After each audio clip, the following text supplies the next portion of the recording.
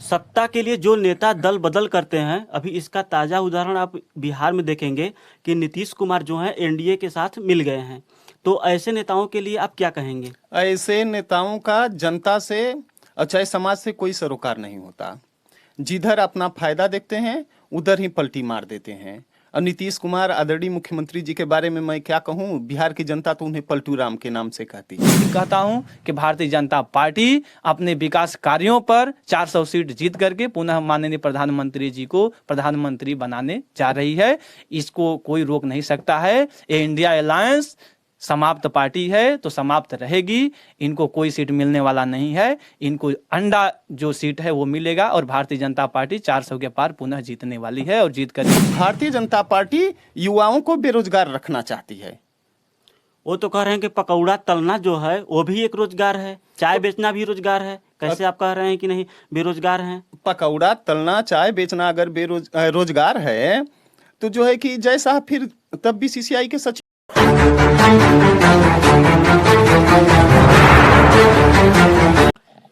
लोकसभा चुनाव में भाजपा हैट्रिक लगाने के लिए तो वहीं सपा जो है वो अपना जोर लगा रही है चुनाव में वापसी करने के लिए। तो इसी खास मुद्दे पर हम लोग बात करने के लिए हमारे साथ भाजपा युवा नेता महेश पटेल जी हैं और सपा के जो हैं जिला सचिव हमारे साथ संजय पटेल जी हैं।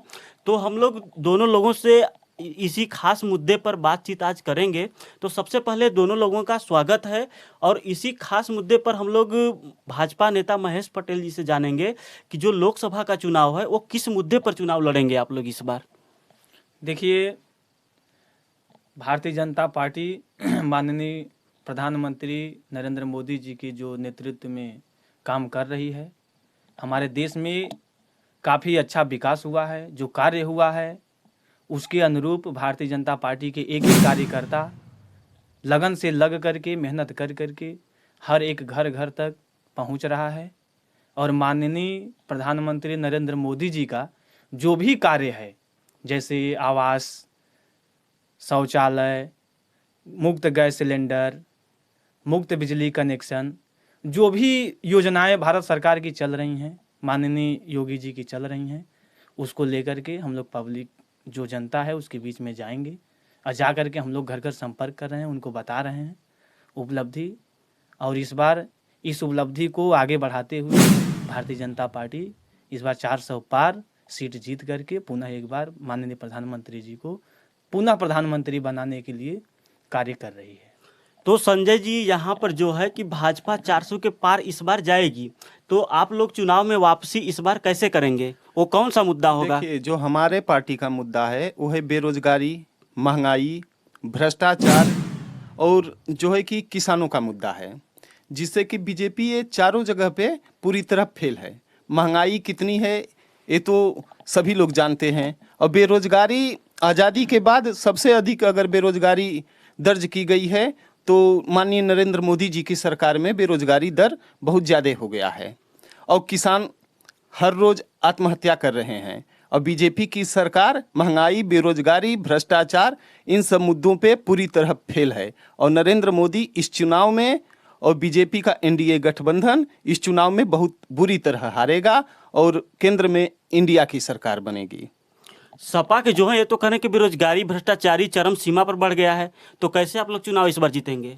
देखिए, जो सारा देश है वो देख रहा है कि नहीं कौन किस प्रकार का भ्रष्टाचारी है और कौन क्या किया है।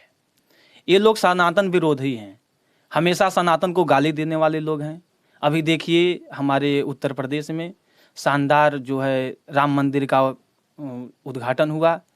इसको देख करके इन लोगों को खलबलाहट मची हुई है कि हम मतलब कि किस प्रकार से चुनाव जीतेंगे।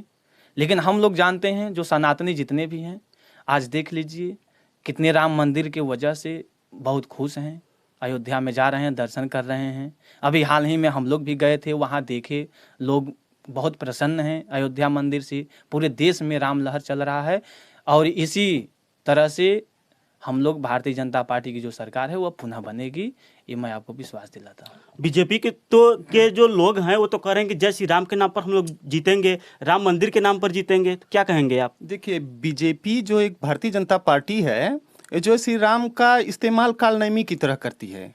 भारतीय जनता पार्टी कालनेमी की तरह, कालनेमी ने जैसे हनुमान जी को रोकने के लिए श्री राम प्रभु के नाम का प्रयोग किया था तो उसका विनाश हो गया था, असफल हो गया था। और प्रभु राम की कृपा हुई तो बीजेपी का भी सर्वनाश होगा और बीजेपी शायद यूपी में 10 सीट भी ना जीत सके। और नरेंद्र मोदी जो तीसरी बार रिटर्न, अब की बार मोदी सरकार का जो लोग ख्वाब देख रहे हैं, और उनकी बोलती 4 जून को पूरी तरह से बंद हो जाएगी। बीजेपी तो इस बार हैट्रिक लगाएगी। बीजेपी हैट्रिक किसी कीमत पे नहीं लगाएगी। बीजेपी इस बार जनसंघ में जैसे 2 सीट लाई थी उसी तरह से इस बार बीजेपी का प्रदर्शन रहेगा। बीजेपी के नेता अभी निरहुआ हैं, वो आजमगढ़ में तो कह रहे हैं कि जो सपा पार्टी है वो समाप्तवादी पार्टी है। अरे तो बीजेपी भी भ्रष्टाचार पार्टी है। बीजेपी का हमारे राष्ट्रीय अध्यक्ष अखिलेश यादव जी ने कहा था कि बीजेपी का फुल फॉर्म है भ्रष्टाचारी जनता पार्टी। तो उसमें क्या है, जो बीजेपी में भ्रष्टाचारी है, जो बीजेपी में चला जाता है तो ईमानदार हो जाता है, सारी भ्रष्टाचार की जो कार्रवाई होती है बंद हो जाती है। जैसे अजीत पवार हो गए, असम के मुख्यमंत्री हेमंत बिस्वा शर्मा हो गए, और इसके बाद और कई लोग ऐसे हैं जो कि दूसरे पार्टियों में रहते हैं तो भ्रष्टाचारी होते हैं, बीजेपी में चले जाते हैं तो गंगा के धुले हो जाते हैं, सारी कार्रवाई, सारी ईडी, सारी सीबीआई तुरंत बंद हो जाती है। बीजेपी को ये भ्रष्टाचारी की पार्टी बता रहे हैं। ऐसी कोई बात नहीं है, ये खुद परिवारवादी पार्टी है। इसमें देख लीजिए नज़र उठा करके, माननीय मुलायम यादव जी मुख्यमंत्री बने और उसके बाद पुनः इन लोगों के राष्ट्रीय अध्यक्ष जो बन गए अखिलेश यादव बन गए, मुख्यमंत्री भी वहीं बन रहे हैं। तो ये तो खुद परिवारवादी पार्टी है। इसमें परिवार वालों का ही विकास हो रहा है, अदर कार्यकर्ताओं का सम्मान ही नहीं है। लेकिन भारतीय जनता पार्टी में देखिए, प्रधानमंत्री पिछड़ी वर्ग से माननीय नरेंद्र मोदी जी, अमित शाह जी गृह मंत्री, राष्ट्रीय अध्यक्ष जेपी नड्डा जी, माननीय उत्तर प्रदेश के मुख्यमंत्री योगी आदित्यनाथ जी, इसके बाद प्रदेश अध्यक्ष देख लीजिए पिछड़ी समाज से।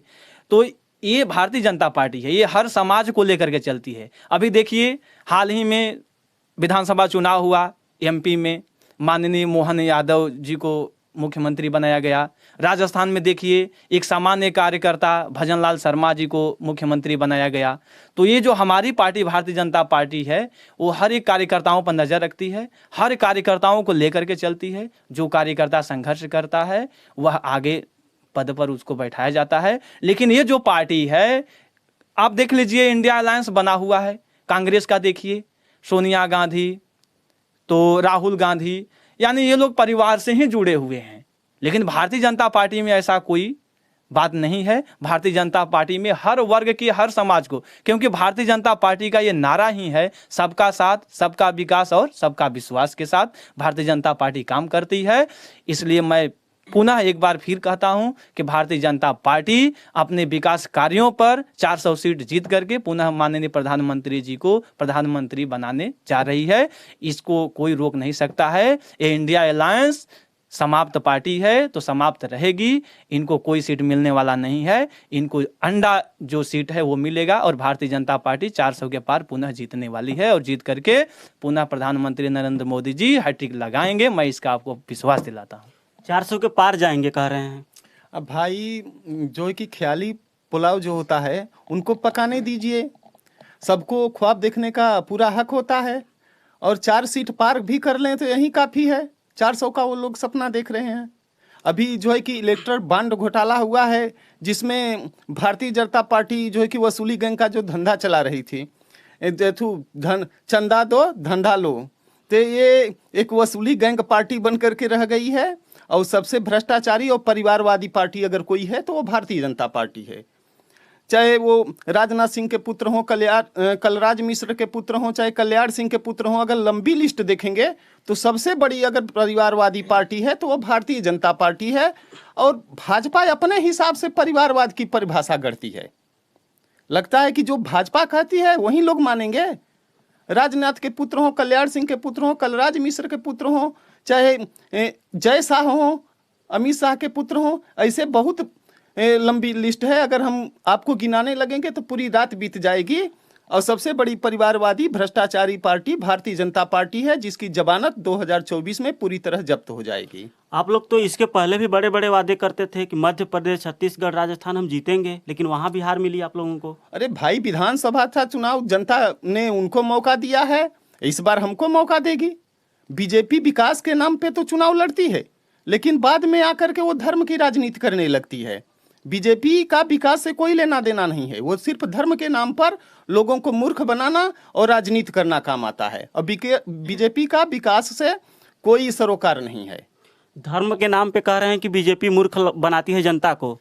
देखिए, जो देश की जनता की आस्था है, तो वो आस्था पर हम किसी प्रकार का टिप्पणी नहीं करेंगे। जो देश की जनता है वो अपनी आस्था को, अपने कार्यों को समझती है कि हम किस तरफ से क्या करें, उनको समझाने की ज़रूरत नहीं है। जो आस्था है उसकी आस्था उनमें रहने दीजिए।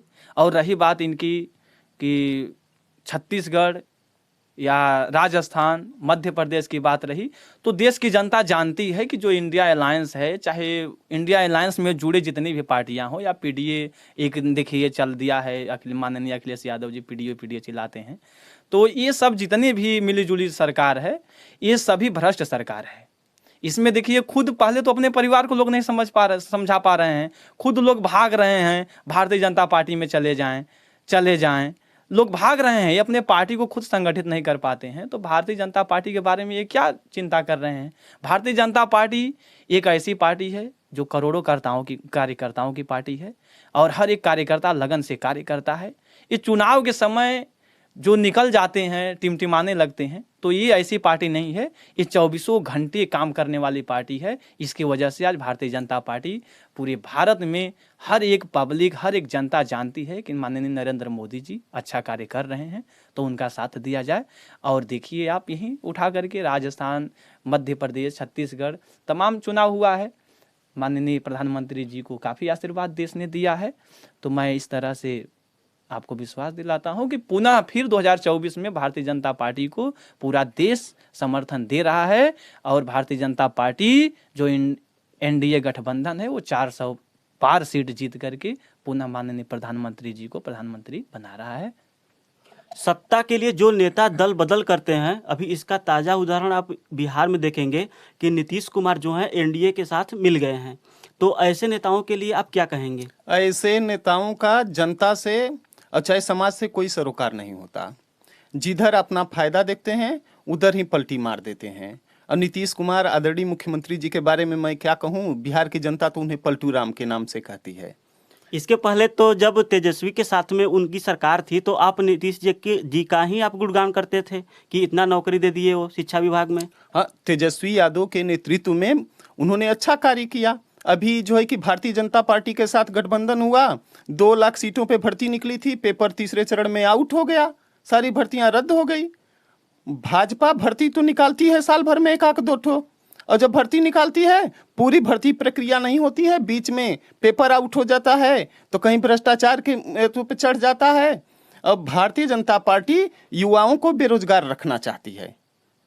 वो तो कह रहे हैं कि पकौड़ा तलना जो है वो भी एक रोजगार है, चाय बेचना भी रोजगार है। कैसे आप कह रहे हैं कि नहीं बेरोजगार हैं? पकौड़ा तलना, चाय बेचना अगर रोजगार है, तो जो है कि जय साहब फिर तब बीसीसीआई के सचिव क्यों बैठे हैं? वो भी दुकान खोल करके गुजरात में पकौड़ा और चाय तल लें। उनको तब फिर वो तलेंगे, तब उनके बाद वो दूसरे को कह सकते हैं ना। युवा अगर MBBS किया है, बीएड किया है और चाहे PhD किया है, तो पकौड़ा तलने के लिए डिग्री लिया है, उसको रोजगार, उसकी योग्यता के अनुसार उसको रोजगार चाहिए, जो कि रोजगार के मामले में बीजेपी सरकार पूरी तरह फेल है। तो पकौड़ा तलने के अलावा वो कहेगी क्या लोगों को करने के लिए?